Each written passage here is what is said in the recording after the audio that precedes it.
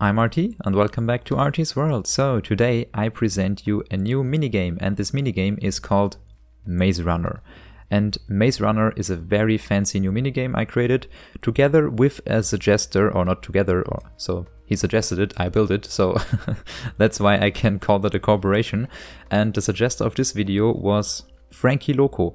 And Frankie Loco asked me to build a random generated maze with prizes, and if people make it out of the maze, they win a prize. And also, as a very nice disclaimer here, you have to do it in a certain amount of time. So there's a timer running, and time is running against you. And if you don't make it out in time, or if you don't make it out at all, you will die. So he also wrote a second comment where he said basically the same stuff. So I should build this random generated maze, and if I have seen the movie Maze Runner. And first answer to your questions is yes, I did see the movie Maze Runner, and I saw both of those Maze Runner movies. The first one was the first one, and the second one was that one in the desert. I don't know if there's a third part now out, but yeah, I have to Google it afterwards.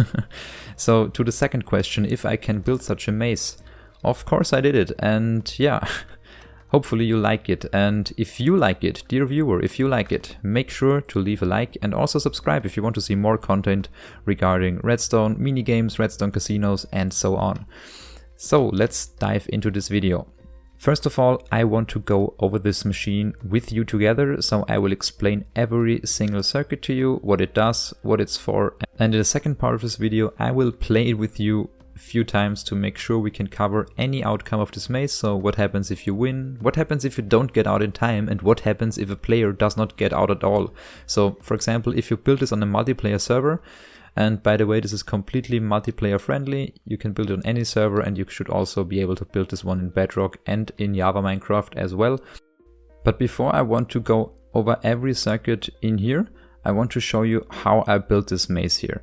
And the maze consists out of two different block types, or two different wall types especially. So we have either the black wool representing wall, which is just a wall, it's afterwards the black wool is just replaced by those deep slate tiles. And we have here in smooth quartz all the walls that can be opened or closed, so that's the randomizing or the random part in this maze.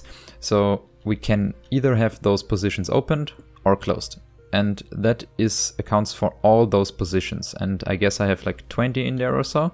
That means we have 20 random wall positions in this maze, and that also means that we could get trapped at some point in the maze, because if, for example, this wall is closed, that wall is closed, that wall is closed, and that wall is closed, we cannot leave the entrance area. One of those 4 blocks at least should be opened, so we can progress further into the maze. And yeah, there are some parts where you could get trapped for a short amount of time, but since there's a randomizing mechanism, they should open at some point and you should go there. But there will also be the cases where you cannot make it to the finish line in time and do not win the diamonds.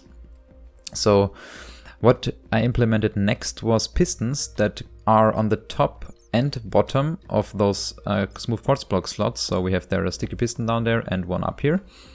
And the ceiling height of this maze is only 2 blocks, so it's much easier for me or for you to build this. So we do not have some double piston extenders or so, we just have the normal pistons that extend into the maze and either close or open those random walls. And we have 20 of those on the top of those pistons, and of course 20 of those on the bottom, and they're simply wired with those white wool blocks into those slots. So we have 10 slots on this side, 10 slots on the other side, and we have here some nice glass blocks that transfer the signal from down there to up here. And yeah, now I will cover everything with the maze. So how it works, first of all, we need to place in 2 diamonds into the maze. Hopper here at the start, so that's where we have 18 diamonds in there, 4 secretly named items, and of course it's much smarter to put 1 diamond in there and 18 into that slot, so we do not waste that many diamonds for our slots, and all our profits will be stored into that chest over there. And we have 2 stone swords in here, and only if both of those stone swords with the payment of 2 diamonds get moved into this right dropper here, we depower both of those comparators. One of them simply closes the slot, and one of them powers this dropper and moves the stone sword over here. And I can present it to you by simply placing in 2 diamonds in here. So we close this one and we also open the door there. And by now stepping on the pressure plates, which power those two redstone dusts, we remove the item back into the original dropper.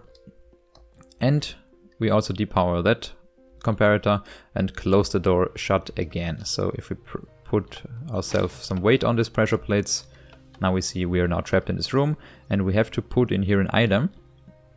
And I will show you what happens next if we put in here an an item. So I cannot talk today. If we put in here an item, let's go to the other side. We power this comparator since we have an item flushing through this hopper here, powering the redstone lamp, powering the observer, powering that block here. Then I will switch sides again. So that's where our block is. It powers that redstone. It powers the dropper, so we get our item back, and it also triggers that long delay here, and that long delay then extends into a pulse that depowers that torch. So we have a pulse extender and it opens the door. So that's where our door is, where our pistons are, and we can enter the maze. A little bit more delayed, we have these repeaters here that trigger this timer, and that's the brain of this machine. So we have 64 items in there and they will be transferred to the right and to the left, and as long as they're in the right hopper, we have here a signal that depowers the torch and that lets this clock here running. And if you are the casino owner, you can completely customize this length of the timer by putting in more items. You will extend it, make it easier to finish the maze, or you remove items and make it therefore harder to finish the maze in time and win the diamonds. And what we have here is a 10-tick clock, so we have 4 ticks for those 2 repeaters and 2 ticks for the observers. So every 10th tick we power this dropper hopper randomizer here, and it's called the 20% one. Since we have 20% of the time a stone sword, which is the non-stackable item, moved into the hopper, and 80% of the time moved a stackable item, in this case it's wool, into this hopper. So with the stackable items, so in 80% of the cases we power only this redstone, powering only that block, powering this pulse extender, and leaving those pulses, or basically powering those pulses every 10 ticks. And that comes in handy, so we need to know when the maze is running, or when there's someone in, and when the timer is running, and when it's over. And that's why we have this extender here, so every 10 ticks it will extend these pulses, those torches will be off, and so on. But occasionally there will be the chance where the stone sword moves into this hopper, therefore powering both of those redstone dusts, and therefore powering also this piston here, and then this torch is usually powered if the maze is running, depowering this torch for 2 ticks. And by doing so, we can send a pulse through all those dropper hopper 50% droppers here. And they basically decide if the pistons are closed or opened. So that's when we can combine the knowledge with those dropper hopper randomizers 50%. With the pistons that I showed you before that are in the top, in the ceiling basically, and on the bottom in the floor. They're there. So with a 50% chance, we move here the cyan wool up, and therefore powering only this one block of redstone dust, and this whole slot will be off. So the pistons here will be depowered, therefore we can go through this wall and it will be opened. But if there's a stone sword in there, if the stone sword gets pushed up into this hopper, we have a signal strength of 3, and therefore powering both of those repeaters, they extend this, to this repeater, powering the whole slot, and therefore closing the walls in there. And yeah, that's why we cannot go through this wall afterwards. And yeah, then we have this circuit here 10 times on this side, then we have here a line to the other side, and 10 times on that side as well. So that's how we get the randomness involved. And as I already told you, every now and then we will reset all those dropper hopper randomizers and put a new item up here into this hopper, and that's why some gates or some walls will close as you play or open as you play. So, but now let's get back in and put an item in there. So let's go. Yeah, let's put this like and subscribe item in there. And now we could basically start after a certain amount of time. but I will not do the maze now. I will do it afterwards with you together. But now we have this clock here running, as we can see here, all 10 ticks, and we have those items transferring here. And I will simply put in more items here to extend the clock a little bit so I can explain it to you a little bit better. I extend the timer, of course, not the clock. And we have here the 20% dropper hopper combination, and as we can see here, every now and then the stone sword should get moved. Yeah, now it was there, it should get moved into this hopper. So this pulse extender receives a pulse every 10 seconds. That's why this line stays on, and that's why this line here is powered off. And yeah, now we have here a cyan wool, a stone sword there, and so on. It's completely random what's in there. And as we can see here, every now and then this torch depowers and therefore resets what's in this hopper. So let's wait for that. Yeah, now the cyan wool got in there again. That's why this slot here is closed all the time. And as we can see here now from the top, we have some slots closing, some slots opening, and let's see when the next wave is coming through. Yeah, now we should get some difference in here. Yeah, now for example, these two are now depowered, they were powered before. And that's why we have complete randomness in the maze. And yeah, now I will remove those 2 stacks again, otherwise it would take ages to finish. Yeah, so let's delete those items. So now the machine will finish. And what's also very important, look at this repeater that's bedrock locked now, so we cannot get any signal through here.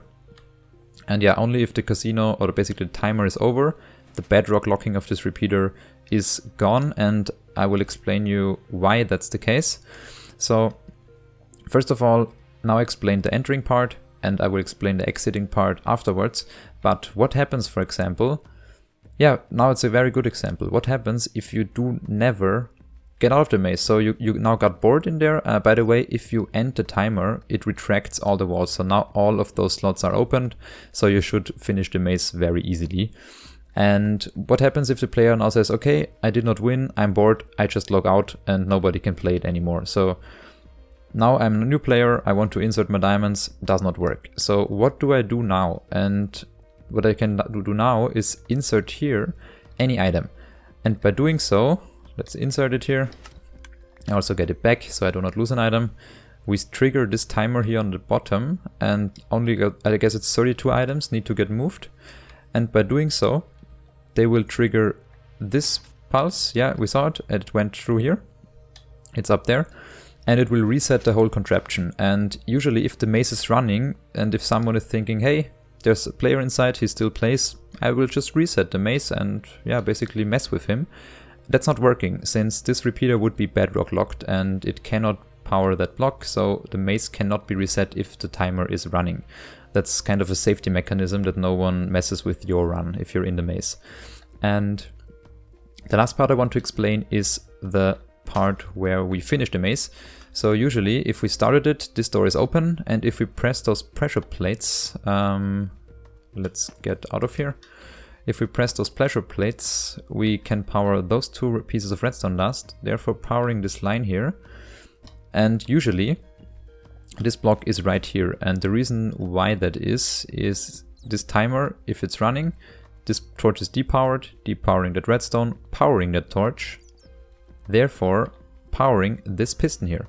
And so if the timer is running, this one is here, this block, and if we press the pressure plates, we can put basically power this block, power that block.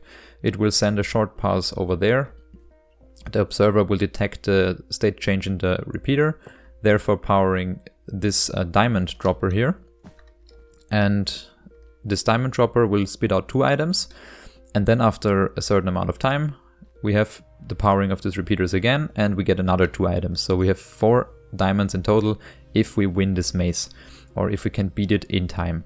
And the second thing it does is it simply we have here a T flip-flop that is linked to this repeater here.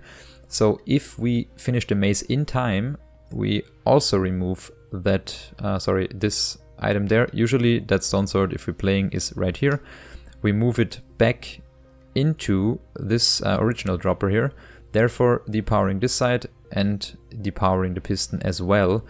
And we do that because if we finish the maze in time and press the pressure plates, and we press them again, we do not get another 4 diamonds. So that's where some players could exploit it or think, hey, we could just press on the pressure plates all the time and get 4 diamonds if we place if we step there. And this T flip-flop is responsible for preventing players to exploit the casino and get more than 4 diamonds for each run. And yeah, let's do it again. So now it's the time where we play it once more. Now the explanatory part is basically over, so we step in there, step on the pressure plates, and we now have to insert an item.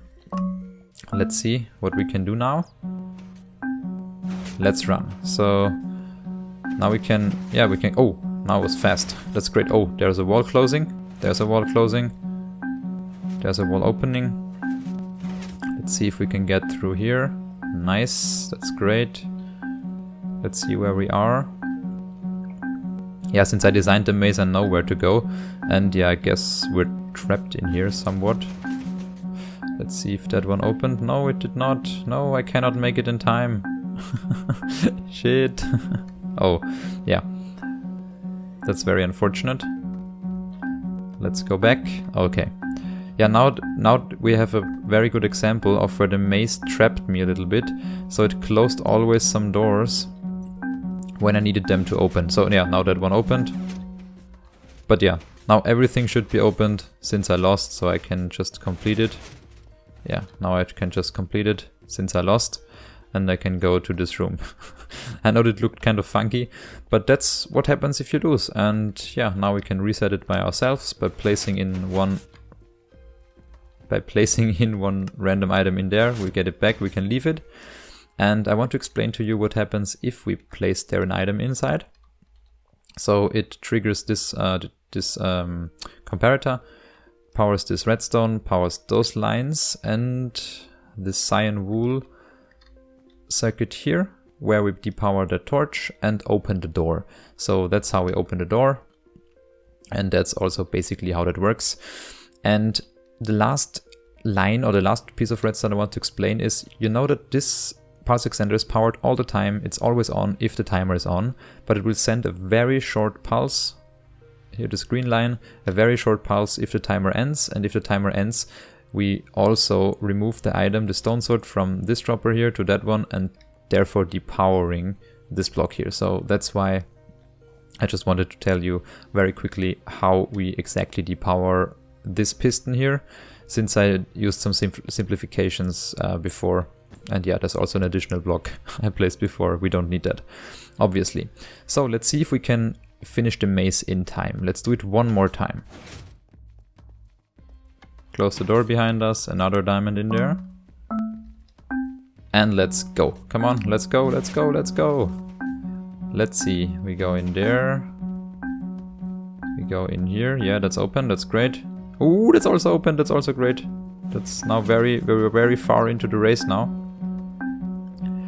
Let's see if we can make that. Oh, that the randomizing gods are on our side, so that was an easy run. That was really the best case scenario for us. So that's our 2 diamonds, that's our 2 diamonds, that's why we get 4 if we win. And yeah, now we have to basically wait until the timer is over, and when the timer is over, we can play another time. We could now restart the maze, even if the timer is running, so, oh, sorry.